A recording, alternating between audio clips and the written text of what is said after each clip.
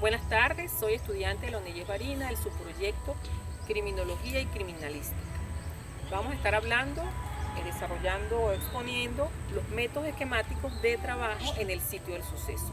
Antes de comenzar a hablar de estos métodos, debemos definir qué se entiende por un sitio del suceso, que no es otra cosa que ese lugar donde ha ocurrido un hecho policial que debe ser investigado, también denominado por algunos como escena del crimen. En este lugar es lógicamente donde van a quedar las huellas, los indicios, los rastros o señales que pueden ser analizados y pesquisados como evidencia física por los especialistas. Se transformarán en esos medios o elementos probatorios que permitirán al juez de manera fehaciente determinar cómo ocurrió el hecho, cuál fue la participación de cada uno de los involucrados. También debemos de precisar la clasificación de ese sitio del suceso y que está clasificado por un sitio del suceso abierto, que como su nombre lo indica, pues no tiene límites precisos, son áreas comunes, estaríamos hablando de una vía pública, de una playa, de un potrero, y debe trabajarse desde el foco, es decir, desde el lugar donde aconteció el suceso hacia la periferia, estableciendo círculos concéntricos equidistantes cuya dimensión va a variar de acuerdo a las características del lugar. También también tenemos que decir que existe un sitio del suceso cerrado, que es un lugar circunscrito por los límites precisos del interior. Estaríamos hablando del interior de una casa, una vivienda, de una oficina, de un departamento. En este caso la metodología se utilizaría desde la periferia hacia el foco, es decir, desde las adyacencias donde ocurrió el hecho hacia el lugar mismo. También una tercera clasificación, que es el sitio del suceso mixto, que se presenta características de ambos sitios del suceso, de las anteriores, es decir, la metodología la va a determinar el propio investigador en el lugar del hecho, eligiendo el método de acuerdo al sitio del suceso. Él determinará cuál es el método más preciso.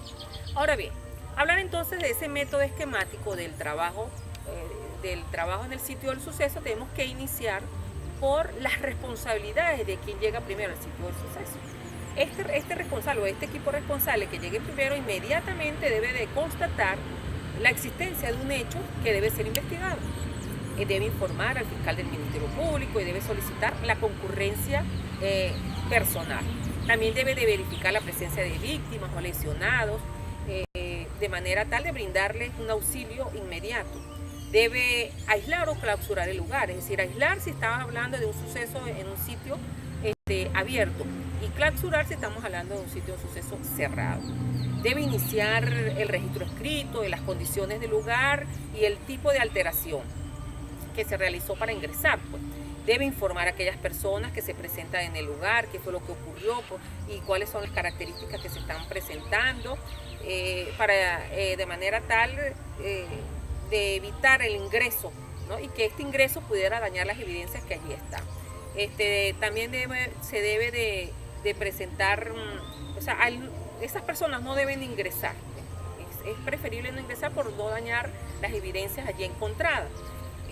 Debe ser necesario, por movilizar alguna situación, por motivo de la situación de las víctimas, se debe elaborar una especie de certificado por escrito de la cadena de custodia, es decir, de esa descripción, de ese resguardo de cuidado que se le da a los instrumentos u objetos allí, evidencias allí encontradas.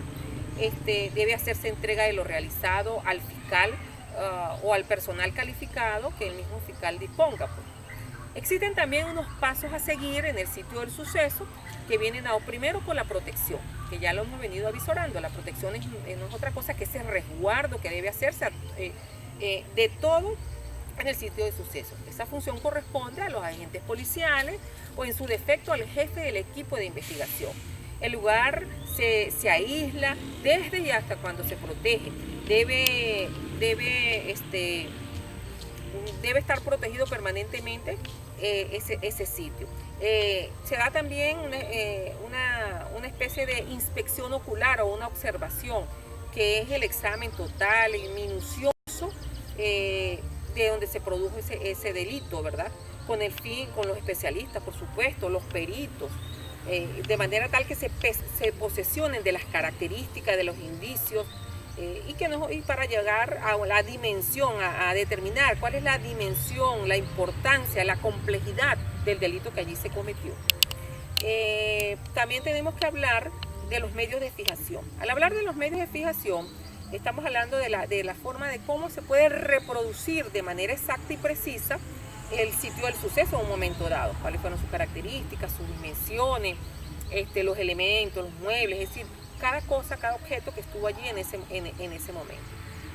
Para eso pues se va a elaborar ese informe pericial que viene a ser esa reconstrucción de los hechos y es fundamentado en 4 técnicas. ¿Cuáles vendrían a ser esas 4 técnicas? Primero, la descripción escrita, minuciosa de cada situación. Luego la fijación fotográfica, que es muy importante. También un levantamiento planimétrico, que viene dado a través de levantamientos de croquis o de planos del lugar. Los planos o croquis dependiendo de las circunstancias que se hayan elaborado. Los planos por lo general se hacen de arriba hacia abajo. Y estos medios que encontramos nos permiten que esa evidencia fotográfica, filmación o grabación, la reproducción de voces. Y hay otra técnica importante que es el modelado. Ese modelado por lo menos para reconocer las huellas, por lo menos de las llantas de vehículos, por ejemplo, para saber si estuvieron en el lugar de hecho, qué tipo, qué medidas, qué características. Eso nos puede precisar, determinar elementos importantes para el esclarecimiento del caso. Otro de los elementos es el rastreo, que el rastreo nos va a permitir posteriormente repasar minuciosamente cada uno de los indicios que pudieran en un momento dado, luego, posterior a la escena del crimen, que queramos volver a repasar todos los elementos allí a través de esos medios de fijación. Otro de los pasos es ese examen de cadáveres, que se debe efectuar en una inspección, en esa inspección exterior del cadáver, en la vestimenta, para verificar si hay lesiones o cualquier otro tipo de rastros o vestigios que pudieran mantener al cadáver con el objeto o ese roce con unas terceras personas, y así evidenciar pues las causas de la muerte, la data, la ubicación. Por otro lado, tenemos entonces que la interpretación, que es muy importante, la interpretación y formulación de hipótesis, que vendría a ser finalmente lo que es el informe, el informe pericial, que nos va a permitir ilustrar todo lo que allí se encontró en ese sitio del suceso. Y esto lo va a requerir, por supuesto, los órganos competentes que van a ser los encargados de diligenciar lo desarrollado en el sitio del suceso, y va a permitir establecer conclusiones e hipótesis que pudieran llegar al esclarecimiento del caso. Por otro lado, tenemos entonces lo que es el embalaje y etiquetado de técnicas de manejo adecuadas y de la conservación para guardar, para inmovilizar y para proteger un indicio, de acuerdo a la naturaleza de lo mismo. ¿Qué persigue este embalaje y este etiquetado? Bueno, lo que persigue, o el objeto, la finalidad que tiene, es el estudio y el análisis. Y por supuesto, el hecho de evitar contaminar o transformar o modificar los indicios allí establecidos. Podemos también hablar de que estos elementos que modifican, entre los elementos, o ejemplificar, entre los elementos que podrían modificar estos indicios, estaría que debe embalarse de manera adecuada cada uno de los indicios por separado. Es decir, si estamos hablando de un arma, de manera separada, si estamos hablando de manchas de sangre, o sea, cada uno de manera separada para que no se contaminen las mismas pruebas, y etiquetando con lo que exige la parte administrativa. Una vez que etiquetemos, debemos de colocar el número de averiguación, se debe hacer el llamado pertinente al caso, la característica del indicio, la clase, la fecha, el nombre del perito que realizó el levantamiento de esos indicios. Por otro lado, es importante tener presente que el evitar la modificación de los indicios. Esta modificación se puede dar por la predisposición mecánica y polvo fino a través de un agujero un polvo fino que se pudiera colar a través de un agujero, una muestra determinada en un recipiente. Eso puede contaminar la muestra. También la evaporización o escape de un líquido en un envase sin tapa o mal cerrado, o por contaminación química o bacteriológica, es decir, en uso de recipientes sucios.